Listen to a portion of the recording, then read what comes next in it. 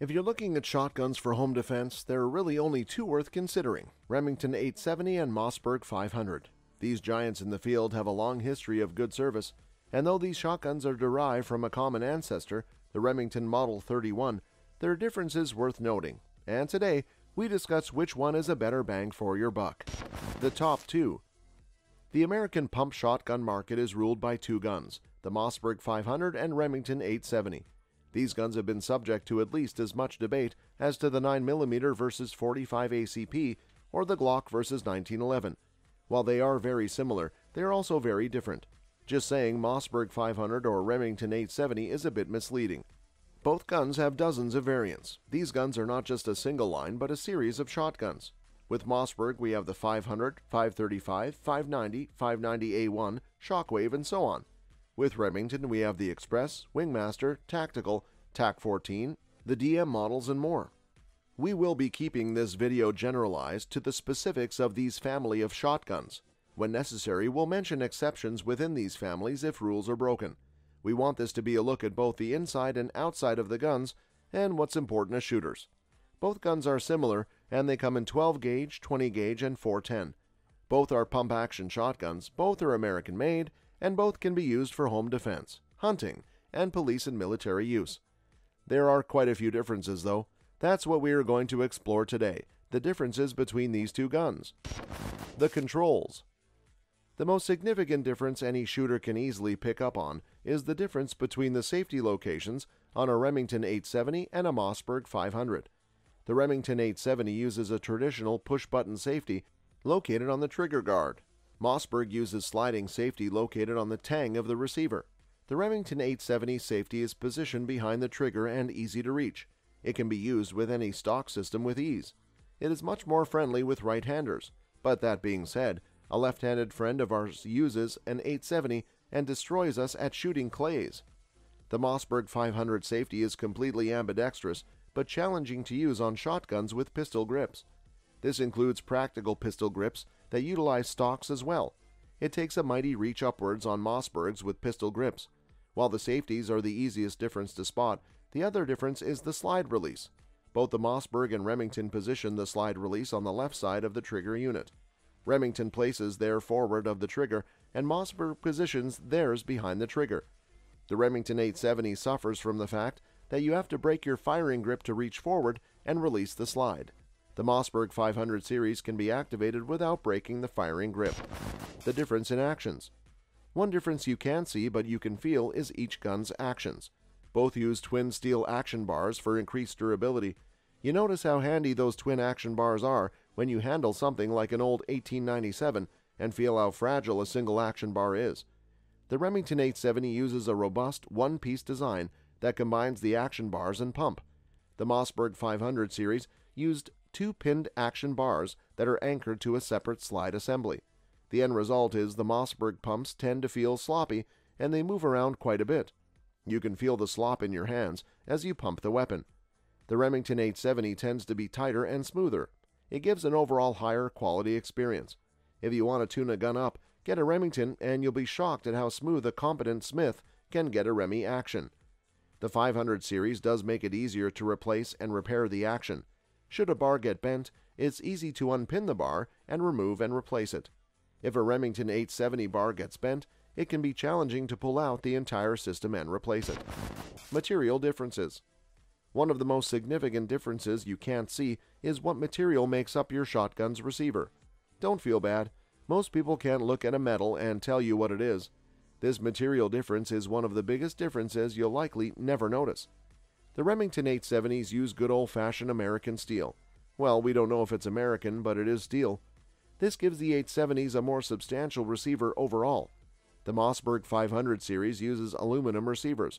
While steel is stronger, there is likely never going to be a time you can break a Mossberg 500's aluminum receiver. While the difference exists between the materials, there is no practical advantage to using steel over aluminum. AR-15s are made from aluminum, and we trust it'll work. The most significant practical difference is the weight of the guns. Remingtons on average tend to be heavier guns by anywhere from a pound to half a pound when like versus like is compared. More weight isn't exactly a good or bad thing, it's just different. Stalking deer, Lightweight is nicer. Skeet shooting, heavier makes for a smoother swing. Magazine tubes. Another somewhat hidden but often desirable feature for shotguns is extending the mag capacity. Shotguns are typically restricted to a relatively low ammunition capacity. The ability to add a few extra shots can be highly desirable. With the Mossberg 500, it's complicated. Adding more capacity is difficult because of the mag and barrel design. To do so, you need a new barrel and matching tube to do so. You can't just screw on an extension and go for it. The barrel attaches directly to the mag tube and not around it. The Mossberg 590 series corrects this and allows you to connect a mag extension directly to the tube. The Remington 870 is traditionally a simpler weapon to utilize when it comes to adding an extension. Remove the mag cap and then screw on the extension. Well, that was the old days. Now on a lot of models, they are dimpling the mag tube. This makes it impossible for the spring and for rounds to travel into an extension. It's likely the tactical models don't have this dimpled mag tube, but a lot of the non-tactical models will. The only solution is to remove the dimples yourself via power tools or pay a gunsmith to do it. You can't swap the mag tube for another without a dimple because Remington solders the mag tubes in place. These soldered tubes can be a major hassle if you damage the tube and need to replace it.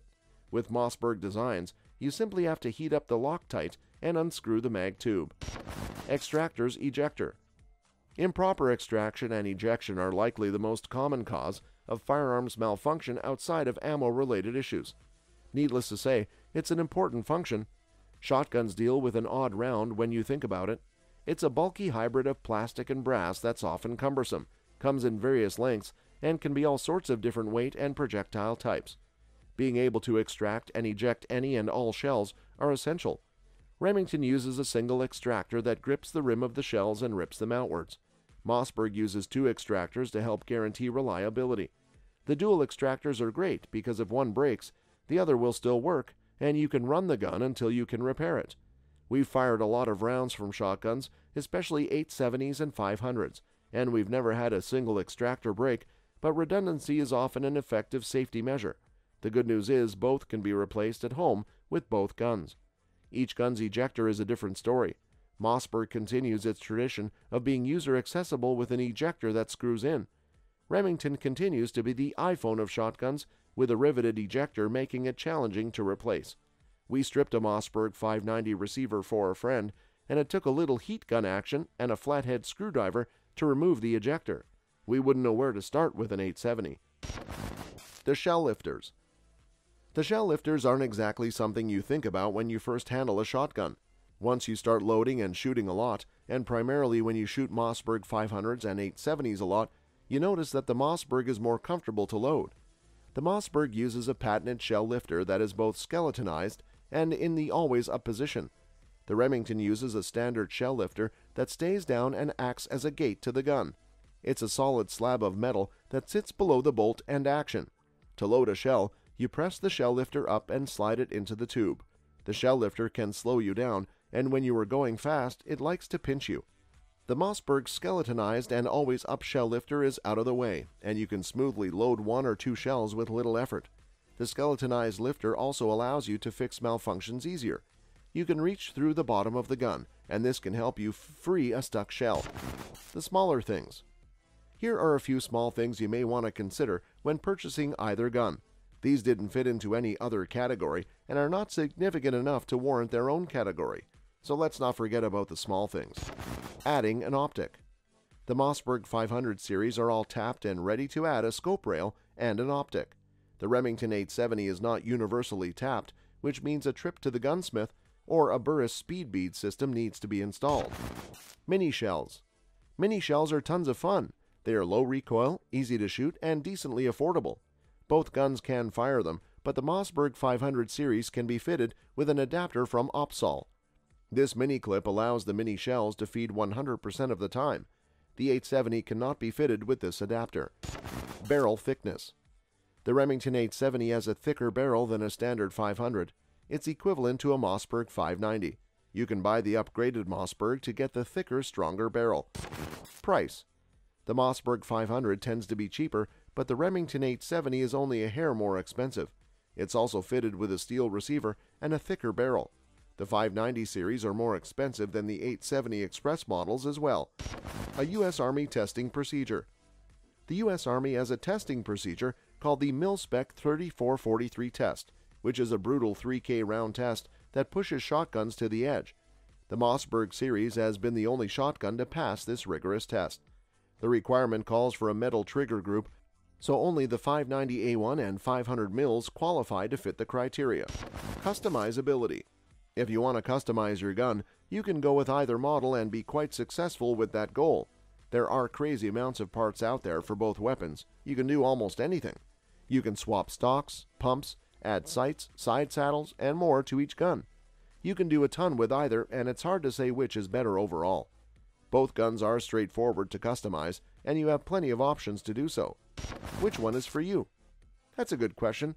Our chosen home defense shotgun is the Mossberg 590, but our favorite shotgun ever is our antique Ohio National Guard Remington 870.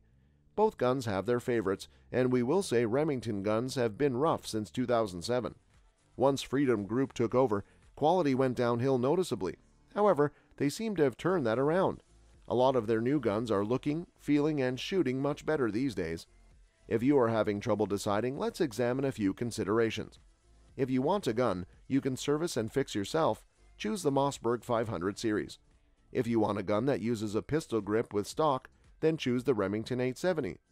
If you want a gun that you can abuse and not spend a ton of money on, buy a basic Mossberg 500. If you want a gun you can beat up and likely pass on down to your kids, buy an older Remington 870. If you're left-handed, go with a Mossberg. If you want a gun that's tight, smooth, and feels ultra-luxe, go with the Remington 870 Wingmaster. If you want what the military uses, go with the Mossberg 590A1. Final 2 cents. Both the Remington and Mossberg are super popular and reliable pump-action shotguns.